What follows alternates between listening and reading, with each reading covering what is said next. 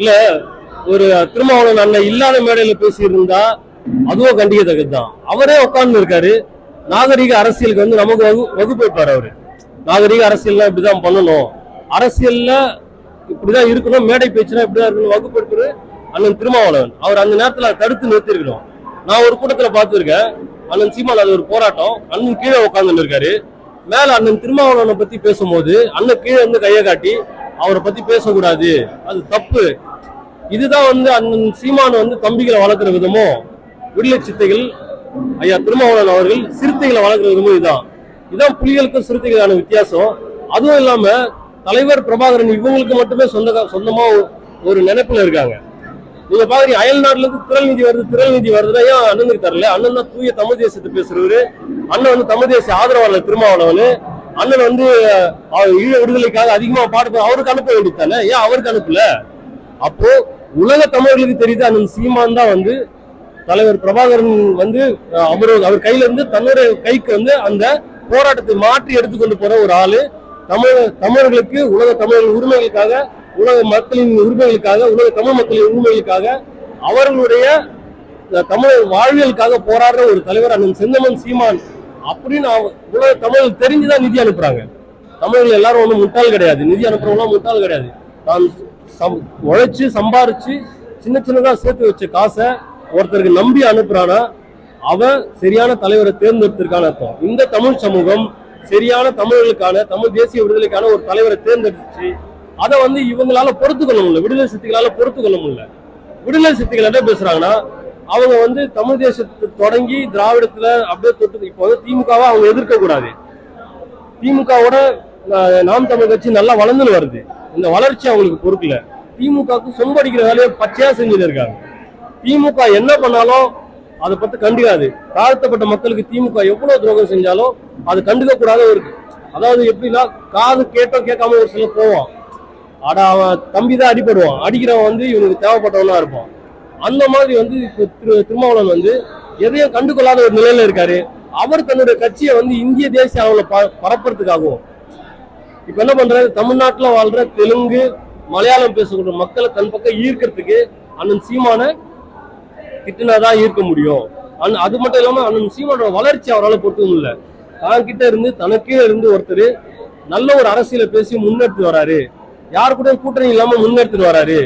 இந்த தலைமையை பொறுத்துக்க முடியல. நீங்க பாத்தீங்கன்னா கலைஞர் கத்து திருமாவளவன் தான் ஒரு பெரிய தலைவர், ஐயா ராமதாஸ் ஒரு பெரிய தலைவர் அப்படின்னு இருக்கும்போது, இல்ல இவங்களை மீறி சீமான ஒரு தலைவர் முன்னுக்கு வரும்போது இவர்கள் யாராலும் பொறுத்துக்க முடியல. கடந்த தேர்தலில் ஐயா ராமதாசும் தன்னுடைய வன்மத்தை கொட்டிட்டாரு. இது அவங்க தொடர்ந்து பண்ணினே தான் இருப்பாங்க. தம்பிகள் எப்பவுமே அண்ணனின் கொள்கையை கோட்பாட்டை தாங்கி செல்கின்ற, அது சுமந்து செல்கின்ற, அதுக்கு மக்களை கொண்டு போய் சேர்க்கின்ற கள போராளிகளாக எப்பவுமே இருக்கும். இவங்க எவ்வளவு வயிற்று செல்பட்டாலும் எங்களோட வேலை தொடர்ந்து கொண்டே இருக்கும். அண்ணன் சீமான் சொல்றது எங்களுக்காக தான், இந்த இனத்துக்காக தான். இது நாங்க மறுத்து பேசுறதுக்கோ இதை மறுக்கிறதுக்கோ ஒண்ணும் இல்லை. அவர்கள் ஒரு காலத்துல இதை புரிஞ்சுப்பாங்க, ஓ அண்ணன் சீமான நான் தவறா பேசிட்டேன் அப்படின்ட்டு புரியும் போது வருந்துவாங்க. அண்ணன் திருமாவளவன் இதுக்காக வருந்துவார் என்னைக்காவது ஒரு நாள்.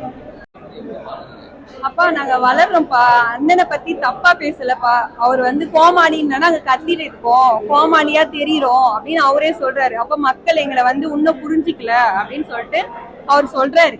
இதனால மக்கள் தான் யோசிக்கணும் கண்டி, நாங்க யோசிக்க கூடாது. நாங்க அப்ப மக்களுக்கோசம் எவ்வளவு ஒரு விஷயத்தை எடுத்து சொல்றோமோ அந்த விஷயத்த வந்து அவங்க மக்கள் இன்னும் ஏத்துக்கல. அதனால அவரே எங்களுக்கு வந்து ஒரு வழிகாட்டியா இருக்காரு. இப்போ அவ்வளவுதான் விஷயம் கண்டி. நாங்க எதையும் அவர் சொன்ன வார்த்தையை நாங்க பெருசா எடுத்துக்கல. பரவாயில்ல, நாங்க மக்களுக்கோசம் கோமாளியா இருந்தா என்ன விஷயம்? மக்களை தான் நாங்க, எங்களுக்கு தேவை மக்கள் நல்லா இருக்கணும், அவங்களுக்கு என்ன தேவையோ அதை தான் நடக்கணும், அதை தான் செய்யணும்னு நாங்க எல்லா விஷயத்தையும் எதிர்பார்க்கிறோம். அதனால அவர் சொன்ன ஒரு விஷயம் எங்களுக்கு ஒரு பெருசாவே இல்லை. அவரு எங்க சீமான போல அவரு ஒரு அண்ணன், அவ்வளவுதான். வேற எதையும் நாங்க சொல்ல, தப்பாலாம் சொல்லல. அவரு பரவாயில்ல, சொன்னா சொல்லிட்டு போட்டோம். இத்தனை எங்க அண்ணனையும் சொல்லல, எங்க எல்லாரையும் சேர்த்துதான் ஒரு கோமாளி சொல்லியிருக்காரு. நாங்களும் அந்த கொள்கையில தான் இருக்கோம்.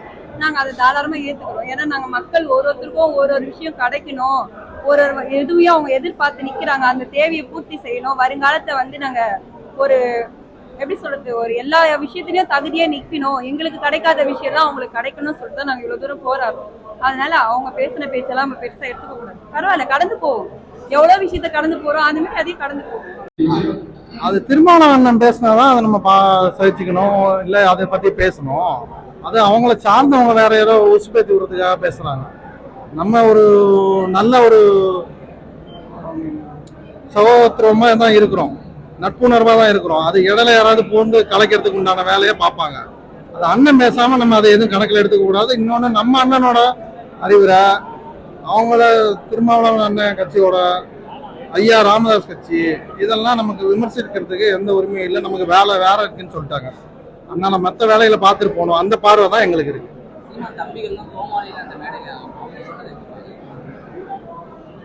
இது நீங்க ஒரே கேள்வியை தான் திருப்பி திருப்பி கேட்குறீங்க. இதுக்கு பதில் ஒண்ணுதான். கோமாளிகளாம் இருந்துட்டு போறோம் நாங்க. இந்த அபிஸ்ல அடிச்சாங்க குஞ்சுங்கள் கூட தான் சொன்னாங்க.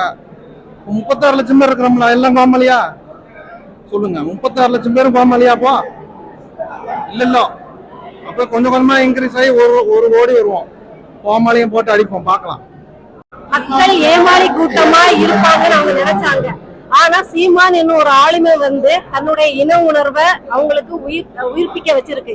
இப்போ ஏமாளி மக்களா இருந்து நமக்கு ஓட்டு போட்டுட்டு இருந்த ஒரு கூட்டம் இப்படி வந்து உணர்வு அடைஞ்சு போச்சே அப்படிங்கிற ஒரு பொறுமல்ல சொல்லப்படுற வார்த்தை தான் கோமாளி. அதாவது இவங்க வந்து தனக்கான தலைவனுக்கு பிறந்த நாள் வாழ்த்து சொல்ற ஒரு கூட்டம் இல்லையா? அங்க தனக்கான தலைவனை புகழாம இன்னொரு கட்சியின் தலைவனை இழந்து பேசுறாங்கன்னா அப்போ அண்ணன் சொல்ற உண்மை அவங்க தூக்கத்தை எவ்வளவு கெடுத்துருக்காங்க இதை பார்க்கணுமே தவிர வேற எப்படியும் பார்க்க முடியாது. எப்படியோ அண்ணன் சீமான் வந்து அவங்க அடுத்த கட்சி கூட்டத்துல கூட பேசும் பொருளா இருக்காருன்னா அவர் சொல்ல வர விஷயம் அவ்வளவு உண்மையா இருக்கு. அது அரசியல் அநாகரிகம். அவர் வந்து அந்த மேடையிலேயே அந்த பெண்மணியை வந்து கண்டிச்சிருக்கணும். ஒரு பெண்ணா இருக்கிறதுனால நாங்களும் பொறுமையா போறோம். ரெண்டாவது அவங்களே நம்ம சொல்லலாமே, ஒரு சீட்டுக்கும் 2 சீட்டுக்கும் அடிமையா கொத்தடிமையா இருக்கிற கோபாலபுரத்து அடிமைன்னு நம்ம சொல்லலாமே. ஏன் அந்த மாதிரி அநாகரிகமா பேசுறத தவிர்க்கணும். அவங்க மேடையில் எங்களுக்கு அவங்கள பார்த்தா தான் கோமாளித்தனமா, அவங்க பண்றதை பார்த்தா கோமாளித்தனமா தெரியுது.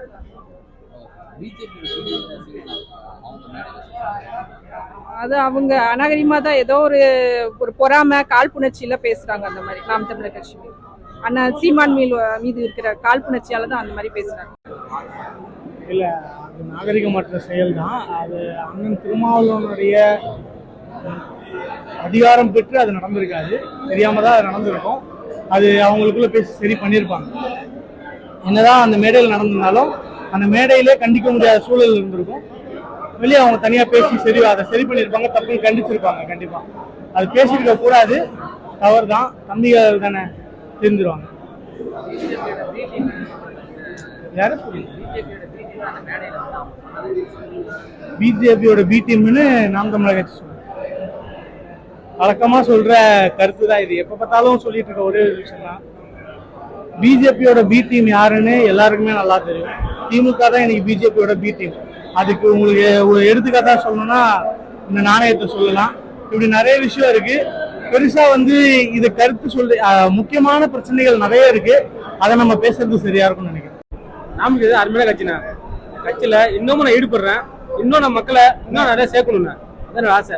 சீமானம் ரொம்ப எனக்கு பிடிக்கும். எனக்கு நாம் தமிழ் கட்சி ரொம்ப பிடிக்கும். இன்னும் நான் இருக்க ஃப்ரெண்டுங்களை நண்பர்கள் நல்லா சேர்க்கணும், கட்சியில ஈடுபடணும், இன்னும் நல்லா வரணும், இன்னும் கட்சியில் இன்னும் முன்னிட்டு வரணும், இன்னும் பெரிய ஆளா வரணும். அவரு அதனோட ஆசை. அது இவங்க சொல்றாங்க சொல்லிட்டு தானே இருப்பாங்க. அது நம்ம கிடையாதுண்ணா.